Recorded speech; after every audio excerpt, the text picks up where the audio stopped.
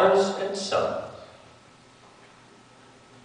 This is 1963, and from deep inside the canyon aisles of a supermarket comes what sounds like a small-scale bus wreck, followed by an air raid. And if you followed the box boy armed with mop and broom, you'd come upon a young father, his 3-year-old son, an upturned shopping cart, and a good part of the pickle shelf all in a heap on the floor. The child, who is not hurt, is sitting in a small lake of pickle juice and is experiencing what might nicely be described as significant fluid loss.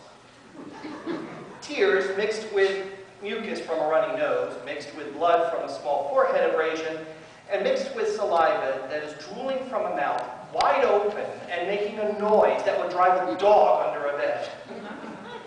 The father remains amazingly quiet and still in the face of this catastrophe. The father is calm because he's thinking about running away from home. Thinking about just quietly turning it away and going out since nobody knows that this is his kid. Getting into his car and driving to California maybe, changing his name, getting a job as a paper boy or a cook in an all-night diner. Something, anything that does not involve contact with 3-year-olds. Sure, someday he may find all of this amusing, but right now, in the deep recesses of his heart, sorry he has children, sorry he got married, sorry he ever grew up, and most of all, sorry that this particular son cannot be traded in for a model that works. Cannot, will not say these things to anybody ever, but they are there and they're not funny.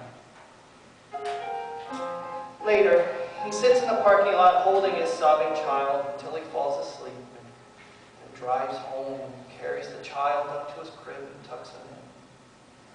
And the father stares at the child for a long time. Father doesn't run away from home.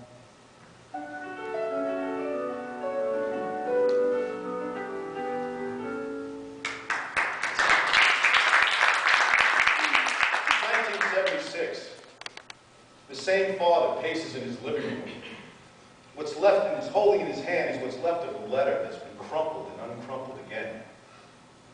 The letter is from his 16-year-old son, the same one from the pickle juice. The apple of his father's eye, it was, till today's mail. The tables have turned. Now it's the son who's running away from home. He says he hates his father, wishes he never had one.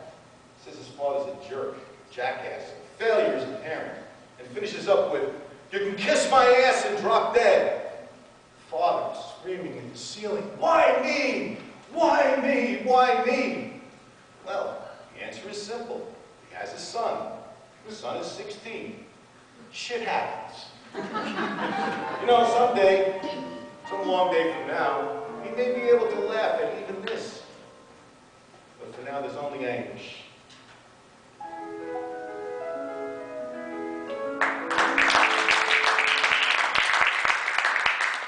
The year is 1988.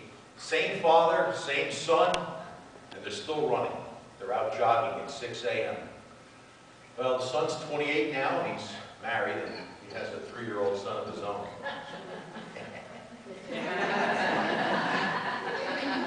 And the father's 50. And as they cross the busy street, it's the son who looks both ways, holding his father's elbow to keep him from the dangers of oncoming traffic. And you can hear them laugh as they run up the hill into the morning. And when they head towards home, when they start sprinting towards home, the son doesn't run ahead. He runs alongside of the father at the father's pace. They love each other a lot. You can see that.